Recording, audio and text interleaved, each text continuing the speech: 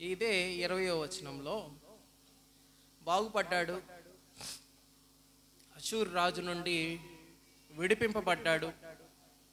తర్వాత ఏం చేశాడంటే హిజ్కియా దూతలు వచ్చిన మాట విని వారిని లోపలికి రప్పించి తన నగరునందేమి రాజ్యమందేమి కలిగిన సమస్త వస్తువులను దేనిని మరువుగా చేయక తన పదార్థములు గల కొట్టును, వెండి బంగారములను, గంధవర్గములను, పరిమళ తైలములను, ఆయుధశాలను, తన పదార్థంలోనున్న సమస్తమును వారికి చూపించెను. ఎవరికి చూపించాడు? ఎవరికి చూపించాడండి? ఆ మాట 12లో చూస్తాం మనం. ఎవరికి చూపించాడు? బబులోను రాజుకు చూపించాడు. ఆ విషయం బబులోను రాజుకు చూపించాడు. రాజుకు బాగలేదని శత్రు రాజు వచ్చాడు. శత్రువు దేనికి వస్తాడు? పగోడు దేనికి వస్తాడు? మనం అంటే పడనోడు దేనికి వస్తాడండి? శారీరకంగా అయినా ఆలోచించండి, భౌతికంగా ఆలోచించండి, ఆత్మీయంగా అయినా ఆలోచించండి. శత్రువు దేనికి వస్తాడు? పరామర్శించడానికా? ఫ్రూట్స్ ఇవ్వడానికా కదా? బొకే ఇవ్వడానికా? దేనికి వస్తాడండి? చూసి ఆనందపడడానికి, ఆ స్థానం తీసుకోవడానికి. ఇక్కడ జరిగినటువంటి విషయం అదే. ఏం చేశాడంటే బబులోను రాజు బాగలేదని లెటర్ ఇచ్చి పంపించాడు ఈ రాజు దగ్గరికి. శత్రువుని అలౌ చేశాడు, ఊర్లోకే అలౌ చేశాడు. ఈ హిజ్కియా రాజు ఏం చేశాడు? ఆ పట్టణంలోనికి బబులోను రాజుని లోపలికి తీసుకొని వచ్చాడు. లోపలికి తీసుకొచ్చి అతనికి అన్నీ చూపించాడంట. ఇదిగో ఫుడ్ ఇక్కడ, బెడ్ ఇక్కడ, వంట ఇక్కడ కదా, డైనింగ్ హాల్ ఇది, బాత్రూమ్ ఇది, ఏసీ స్విచ్ ఇది, అన్నీ చూపించేసాడంట. ఇదో తాళాలు ఇక్కడ పెడతాను, బీరువా తాళం ఇక్కడ పెడతాను కదా, కత్తులు ఇక్కడ పెడతాను, అన్నీ చూపించేసాడు. ఇప్పుడు బబులోను రాజు ఏం చేయాలా? ఏం చేయడానికి వచ్చాడు అసలు కదా? అన్ని ఫ్రీగా అప్పనంగా అప్పచెప్పేసాడు మొత్తం. దేవుడు చక్కబెట్టుకోమని టైం ఇస్తే ఏం చేశాడండి? నేను ఒక్కడనే చెప్పడం కాదు, మీరు కూడా అర్థం చేసుకోవడానికే ధ్యానిస్తున్నాం మనం అందరం కలిసి. అప్పనంగా మొత్తం చెప్పేశాడు. శత్రువులకి షో ఆఫ్ చేశాడు. నా భాషలో చెప్తున్నా, మీకు వచ్చో రాదు ఆ భాష. షో ఆఫ్ చేశాడు. నాకు ఇది ఉంది, నాకు అది ఉందని అన్నీ చూపించుకున్నాడు. దేవుడిచ్చినటువంటి ఆశీర్వాదం సమయము, దేవుడిచ్చినటువంటి ఆశీర్వాదము 15 సంవత్సరాలు చక్క పెట్టుకోవడానికి ఇచ్చాడు, చూపించుకోమనడానికి ఇవ్వాల దేవుడు. ఆయన పని చేయడానికి, ఆయన ప్రజల కొరకు పని చేయడానికి టైం ఇచ్చాడు. శత్రువుని లోపలికి వచ్చి కదా అతన్ని వెల్కమ్ చేసి, దేవుడు అంటేనే పడదు, ఆ జనాంగం అంటేనే పడదు. 24 గంటలు ఈ కాండాలన్నింటిలో యుద్ధాలు జరిగాయి బబులోనుతో. 5 కాండాల్లో జరిగాయి, న్యాయాధిపతుల్లో జరిగింది, సమూయేలు 2వ గ్రంథంలో జరిగింది, 1వ గ్రంథంలో జరిగింది. అయ్యో, ఇంత జరిగిన తర్వాత కూడా ఏం చేశాడు? ఇంత జరిగిన తర్వాత కూడా వాడిని వెల్కమ్ చేశాడు. మన జీవితాల్లో మనం దేన్ని వెల్కమ్ చేస్తున్నాం, ఏ తాళాలు అప్పచెప్పేస్తున్నామో మనం ఆలోచన చేయాలి. ఎక్కడెక్కడ ఏమున్నాయో మొత్తం చెప్పేస్తాం అన్నాడు. కొంతమంది పెళ్ళిళ్ళలో వేసుకుంటారు, బాగా బంగారు వేసుకొని ఏం చేయాలా? ఇంట్లో జాగ్రత్తగా భద్రంగా పెట్టాలా. రోజు వేసుకొని తిరిగితే ఏమవుతుంది? రోజు వేసుకొని తిరిగితే ఏమవుతుందండి? వచ్చిన వాళ్ళని అందరినీ లోపలికి తీసుకొస్తే ఏమవుతుందండి? మనం లేని రోజు వాడు కూడా వస్తాడు. ఇక్కడ జరిగినటువంటి విషయం అదే. బబులోను రాజుకి అసలు లోపలికి అడుగు పెట్టడానికి పర్మిషన్ లేదు.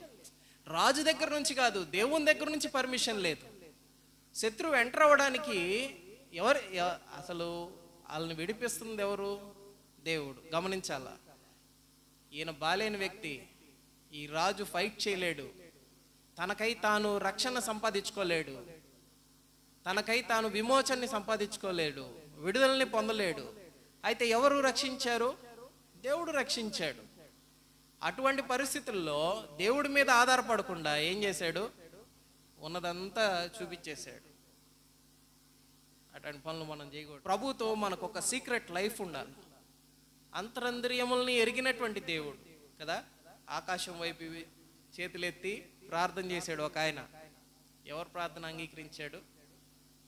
ఎవరు ప్రార్థన? ఈ షో ఆఫ్ మనకు ఉండకూడదు.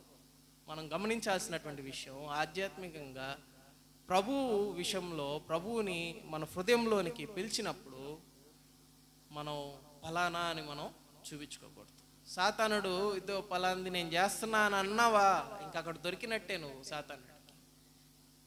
అక్కడ నువ్వు దొరికినట్టు ఇంకెవ్వరు చేయలేరు, నీలాగా చేసినట్టు ఇంకెవ్వరు చేయరనే ఇది తీసుకొచ్చేస్తాడు. ఇల్లు చక్క పెట్టుకోలేనటువంటి పరిస్థితిని తీసుకొని వస్తున్నాడు. అర్థమవుతుందమ్మా? ఇక్కడ ఉన్నటువంటి మాట ఏంటంటే, ఆ రాజును లోపలికి తీసుకొని వచ్చి మొత్తం అన్నీ చూపించాడు. దేవుడి కోపం వచ్చింది. కోపం వచ్చి 14వ వచనం చూడండి. పిమ్మట ప్రవక్త అయిన యెషయా రాజైన హిజ్కియా యొద్దకు వచ్చి ఆ మనుషుల్ని ఏమనిరి, నీ యొద్దకు ఎక్కడి నుండి వచ్చిరి అని అడుగగా, హిజ్కియా బబులోను దూరదేశము నుండి వారు వచ్చి ఉన్నారని చెప్పాను. నీ ఇంటిలో వారు ఏమేమి చూచిరని అడుగగా, హిజ్కియా నా పదార్థములలో దేనిని మరుగు చేయక నా ఇంటిలోనున్న సమస్తమును నేను వారికి చూపించి ఉన్నానన్నాను. అంతటా యెషయా హిజ్కియాతో ఇట్లా నేను, యెహోవా సెలవిచ్చిన మాట వినుము. వచ్చి దినములలో ఏమియూ మిగలకుండా నీ నగరునందున సమస్తమును నేటి వరకు నీ పితరుల సమకూర్చి దాచిపెట్టినదంతయు బబులోను పట్టణమునకు ఎత్తుకొని పోబడునని యెహోవా. రాబోవు దినాల్లో ఏమవుతుంది? నువ్వు ఉండవు, అప్పుడు ఇంకేం మిగలదు. అవన్నీ సాతానుడు తీసుకొని వెళ్ళిపోతాడు. అవన్నీ శత్రువు తీసుకొని వెళ్ళిపోతాడు. ఎప్పుడైతే అది ముందుకు వస్తుందో సాతానుడికి అవకాశం, ఎప్పుడైతే వాడిని వెల్కమ్ చేస్తామో మన హృదయంలోనికి, మన ఇంటిలోనికి, అవన్నీ ఏమైపోతాయి? ఆనందంగా ఉండొచ్చు. ఇదో చూడు నా పర్ణశాల, ఇదిగో చూడు నా యుద్ధశాల, ఇదో ఇన్ని గుర్రాలు ఉన్నాయి, అక్కడి నుండి తెప్పించాయి, ఇన్ని అవి ఉన్నాయి, ఇక్కడ నుండి తెప్పించా అని గొప్పగా చెప్పుండొచ్చు. కానీ అవన్నిటిని దోచుకోవడానికి వస్తున్నాడు సాతానుడు. మన స్థితి ఇలా ఉందని గర్వపడితే వాటన్నిటిని దోచుకోవడానికి వస్తాడు సాతానుడు. కాబట్టి సంఘం గమనించాల్సినటువంటి విషయం ఏంటంటే, మనం ప్రభు చేత విడిపింపబడినటువంటి వారు. ప్రభువుకి తప్ప ఇంకెవ్వరికి మనం స్థానం ఇవ్వకూడదు. మన ఇంట్లో కావచ్చు, మన ఉద్యోగంలో కావచ్చు, మనం చేస్తున్నటువంటి వ్యాపారంలో కావచ్చు, మన విషయాల్లో సమస్తమైనటువంటి విషయాల్లో ఆయన చిత్తానికి, అంగీకారానికి మనం ఒప్పుకోవాలి. హిజ్కియా అప్పుడు పశ్చాత్తాపడ్డాడు. కానీ ఇక్కడ ఉన్నటువంటి మాట ఏంటంటే, బబులోన్కి మొత్తం తీసుకొని వెళ్ళిపోతాడంటే పుత్ర సంతానాన్ని కూడా ఏం చేస్తాడు? కింద మాటల్లో నపుంసకులుగా చేస్తాడంట. హిజ్కియా కుమారుల్ని చేతకాని వాళ్ళలాగా చేసేసి, ఇంకా కింద వచనాల్లో చూస్తే వాళ్ళను కూడా బబులోనికి తీసుకొని వెళ్ళిపోతారు. దీని తర్వాత జరిగినటువంటి చరిత్ర ఏంటంటే, దాదాపు 70 సంవత్సరాలు ఆ బబులోన్లోనే వీళ్ళు ఉన్నారు. 70 సంవత్సరాలు బబులోన్లోనే వీళ్ళు ఉండవలసినటువంటి పరిస్థితి. అక్కడ నుండి తిరిగి రావడానికి వాళ్ళు ఎన్ని కన్నీళ్లు విడిచుంటారు, ఎంతమంది కన్నీళ్లు విడిచుంటారు. ఆ దేశమంతా ఇజ్రాయెల్ ప్రజలు బానిసత్వం అనుభవించారు. మనం చేస్తున్నటువంటి పనుల్ని మనం జ్ఞాపకం చేసుకోవాలా. ప్రభు చిత్తానికి మాత్రమే మనం ఒప్పుకోవాలా. ప్రభు దగ్గర మాత్రమే మనం ఓపెన్ చేయాలి. ఏదైనా సాతాను దగ్గర కాదు. మార్క్స్ వార్త 14వ అధ్యాయంలో ఎన్నో దుర్గుణాలు ఉన్నాయి. ఆ దుర్గుణాలన్నిటినీ తీసుకురాకూడదు. వాటన్నిటినీ మనం తీసుకురాకూడదు, వాటికి ఒప్పుకోకూడదు. మనం 14 ఏళ్ళలో చూస్తే 14 దుర్గుణాలు అన్నిటినీ మనం ఒప్పుకోకూడదు. వాటి గురించి వాటి ఆలోచనకి మనం వెళ్ళకూడదు. సాతానుడి దగ్గర, శత్రువు దగ్గర మనం గొప్పలు చెప్పుకోకూడదు. నేను బాగా ప్రార్థన చేస్తాను, నేను బాగా వాక్యం చెప్తాను, నేను బాగా పరిచర్లో ఉన్నానని చెప్పుకుంటే అన్నీ దోచుకొని పోయాడంట వాడు. ఈ ప్రభు మాట్లాడుతున్నప్పుడు మనతో ప్రభు చెప్తున్నటువంటి విషయాలు మన జీవితాల్లో, రోజువారి జీవితాల్లో మన ఆ తలంపుల్ని ప్రభు మనం ముందుకు తీసుకొని వస్తున్నప్పుడు ఆయన చిత్తానికి మనం ఒప్పుకోవాలి. తప్పైపోయిన ప్రభువా క్షమించు, ఒక్కసారి జ్ఞాపకం చేసుకో, తిరిగి నాకు ఒక సెకండ్ ఛాన్స్ ఇవ్వు, నా ఇల్లు చక్కబెట్టుకోవడానికి నాకు ఒక సెకండ్ ఛాన్స్ ఇవ్వు అని చెప్పి మనం ప్రార్థన చేయాలి.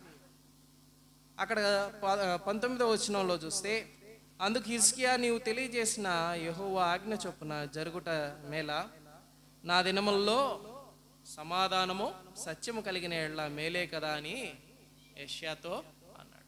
ఏమన్నాడండి? మీకు ఏమైనా అర్థమైందా?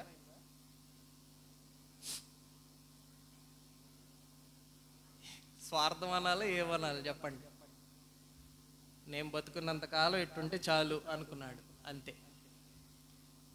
దేవుడిచ్చినటువంటి ఆ పరిస్థితి, ఆ ఆశీర్వాదం నేను బతుకున్నంత వరకు ఉంటే చాలా అని అనుకున్నాడు. తండ్రులు చేస్తున్నటువంటి ఆ పాపం పిల్లల మీదకి వెళ్తుంది, కుమారుల మీదకి వెళ్తుంది అని బైబిల్ గ్రంథం తెలియపరుస్తుంది. నిజంగా అదే జరిగింది అతని జీవితంలో. మనం ఏ పరిస్థితుల్లో ఉన్నాం? రక్షణ నా వరకు ఉంటే చాలు అనుకుంటున్నావేమో, విడుదల నా వరకు ఉంటే చాలు అనుకుంటున్నావేమో. నువ్వు చేస్తున్నటువంటి తప్పులు నీ బిడ్డల మీదకి వస్తున్నప్పుడు రెక్లెస్గా, కేర్లెస్గా ఉంటున్నామేమో. శత్రువుకి మనం అవకాశము ఇవ్వకూడదు. వాళ్ళు కూడా గ్రీటింగ్ కార్డ్తోనే ముందుకు వచ్చారు, స్లామ్ బుక్తోనే ముందుకు వచ్చారు. 12వ వచనంలో చూస్తే, 11 నుంచి చూస్తే 11, 12లో వాళ్ళు ఒక పత్రంతోనే ముందుకు వచ్చారు. బాగున్నావా అని మంచి మాటతోనే వస్తున్నాడు. శత్రువు ఎప్పుడు చెడు మాటతో రాడు, మంచి మాటతోనే వస్తాడు. మనం గమనించాలి. గ్రహింపగలిగేటువంటి శక్తి ఆత్మలో మనం కలిగి ఉండాలి. ప్రభు యందు మనం ఆ క్లోజ్నెస్ ఉన్నప్పుడు ప్రభు ఆలోచన ఎలా ఉంటుందో ఆ ఆలోచనకి తగ్గట్టుగా మన ఆలోచనలు మనం ముందుకి తీసుకొని వెళ్ళాలి. ఆఖరిగా చూస్తే హిజ్కియాకి ఇచ్చినటువంటి ఈ 15 సంవత్సరాలని ఏమీ ఊరికే వదిలేలా. హిజ్కియా గురించి చెడే కాదు, మంచి కూడా ఉంది. ఇందాక చెప్పినటువంటి 7 అధ్యాయాల్లో ఆయన ఏం చేశాడు? ఇంటిని చక్కబెట్టుకున్నాడు. రాజుల గ్రంథం 2వ రాజులు 18, 19, 20 వచనాల్లో చూస్తే, ఆ అధ్యాయాల్లో చూస్తే, తర్వాత దినవృత్తాంతాలు 29, 30, 31, 32 ఈ అధ్యాయాల్లో చూస్తే ఆయన ఏం చేశాడంటే మూతబడిపోయినటువంటి మందిరాలని ఓపెన్ చేశాడు. మూతబడిపోయినటువంటి మందిరాలని ఓపెన్ చేసి ఆరాధన తిరిగి ప్రారంభం చేశాడు హిజ్కియా. తనకున్నటువంటి 15 సంవత్సరాల్లో ఆయన మూతబడిపోయినటువంటి వాటన్నిటిని తిరిగి ప్రారంభం చేశాడు. అంత మాత్రమే కాదు, పండగ ఆగిపోయి ఉంది, పస్కా పండగ. ఆ పులియని రొట్టెల పండగ ఆగిపోయి ఉంటే దాన్ని తిరిగి ప్రారంభించాడు. తిరిగి ఆ పండుగని ఆరంభించాడు. తిరిగి ప్రజలకి పరిచయం చేశాడు. ఎన్నో విగ్రహాలని ఆయన తుతునీలుగా చేశాడు. ఏ విగ్రహం లేకుండా అన్నిటిని పడగొట్టేశాడు. తన రాజ్యంలో దేవునికి వ్యతిరేకమైనటువంటి అన్ని ఐడల్స్ అన్నిటినీ కూడా తుతునీలుగా చేశాడు. అంత మాత్రమే కాదు, రాజ్యానికి అవసరమైనటువంటి నీరు ఆ కెనాల్ ద్వారా రావాలని ఆ కెనాల్ కూడా తవ్వించాడు. ఆయనేమి కామ్గా లేడు. కానీ ఒక పాయింట్లో మనం ఆలోచన చేయాలి. మన వరకు ఉంటే చాలు అని హిజ్కియా అన్నాడు కదా. ఒకవేళ మన ఆలోచన కూడా అలాగే ఉందేమో ఆలోచన చేయండి. మన పరిచర్య నాతోనే ఆగిపోవాలా అనేటువంటి ఆలోచన ఉందేమో ఒకసారి ఆలోచన చేయండి. నా తర్వాత నా కుమారుడు కూడా చేయాలన్న ఆలోచన ఉందో లేదో ఒకసారి ఆలోచన చేయండి. నా బిడ్డలు కూడా ఈ పరిచర్యలో ఉండాలా అనే ఆలోచన ఉందో లేదో ఒకసారి ఆలోచన చేయండి. దేవుడు మనకి ఇచ్చినటువంటి బాధ్యతని మనం మనతోనే ఆపేస్తున్నామేమో ఒకసారి ఆలోచన చేయండి. మన బిడ్డలకు అది నేర్పించట్లేదేమో ఆలోచన చేయండి. దేవుడు తిరిగి ఒక 2వ అవకాశాన్ని ఇస్తున్నాడు. ఆ అవకాశాన్ని మనం సద్వినియోగం చేసుకోవాలి. మన ఇంటిని మనం చక్కబెట్టుకోవాలి. ఇంటిని చక్కబెట్టుకోవడం అంటే లోక సామెతలు ఉన్నాయి. దీపం ఉండగానే ఇల్లు చక్కబెట్టుకో. ఇంగ్లీష్లో ఏమన్నా ఉందంటే hit the rod when it is hot అని. అంటే ఏంది, కొలింలో ఉన్నప్పుడే దాన్ని వంచగలవు, కమ్మి వేడిగా ఉన్నప్పుడే వంచగలవు, లేకపోతే వంచలేవు. ఆ అవకాశం ఉన్నప్పుడే మనం ఉపయోగించుకోవాలా. ప్రభు యొక్క కృపాకాలం మన మధ్యలో ఉంది. మన ప్రార్థన అంగీకరించేటువంటి దేవుడు ఉన్నాడు. ఒక దినాన ఆ తలుపులు మోయబడబోతున్నాయి. దాంట్లో చేర్చబడతావా లేదా ఆత్మపరిశీలన చేసుకో. మన బిడ్డలు చేర్చబడతారా లేదా అని ఆత్మపరిశీలన చేసుకో. దుష్టుడు వాళ్ళందరినీ తీసుకొని వెళ్ళిపోవడానికి, నపుంసకులుగా చేసి తీసుకొని వెళ్ళిపోవడానికి సిద్ధంగా ఉన్నాడు. వాడికి ఎటువంటి అవకాశం మన జీవితాల్లో, మన కుటుంబ జీవితాల్లో, మన పనిబాటల్లో ఎక్కడ కూడా, మన మాటలో, మన చూపులో, చేష్టల్లో ఎక్కడ కూడా వాడికి అవకాశం ఇవ్వకూడదు. మన గురించి అసలు వాడికి తెలియకూడదు. మన గురించి, మనం చేస్తున్నటువంటి పనుల గురించి ఏమీ తెలియకూడదు వాడికి. ప్రభుతో సంబంధం కలిగి ప్రభు యొక్క కంచె మన చుట్టూ ఉండాలి. దాని కొరకు పరిశుద్ధాత్మ దేవుడు మనల్ని అందరినీ సిద్ధపరచులాగిన మనం ప్రార్థనలో కొనసాగుదాం. అందరూ కళ్ళు మూసుకోండి, ప్రార్థన చేసుకుందాం.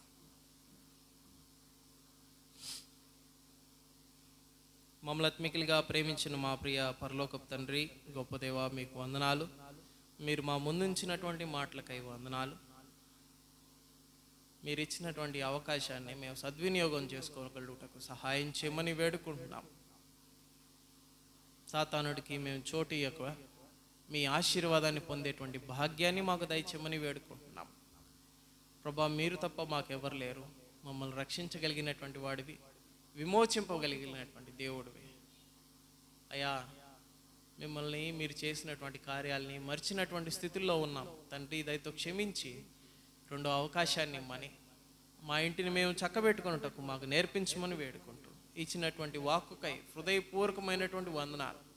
ప్రార్థనలో ఏకీభవిస్తున్నటువంటి అనేక మంది మరి ప్రభా, అనేకమైనటువంటి విజ్ఞాపనలు, ప్రార్థనలు చేస్తూ ఉండగా తండ్రి అంగీకరించమని వేడుకుంటున్నాం. ఈ ఆదివారపు దీవెనలతో మమ్మల్ని అందరినీ నింపమని వేడుకుంటున్నాం తండ్రి. కృప చూపించమని, మీరు తప్ప మాకు వేరే మార్గం లేదని మీ శరణు జొచ్చుతూ ఉండగా సహాయం చేయమని యేసుక్రీస్తు ప్రభు అతి పరిశుద్ధమైనటువంటి నామంలో స్తుతించి ప్రార్థించి అడిగి వేడుకుంటున్నాం తండ్రి. ఆమెన్. అందరికి వందనాలు.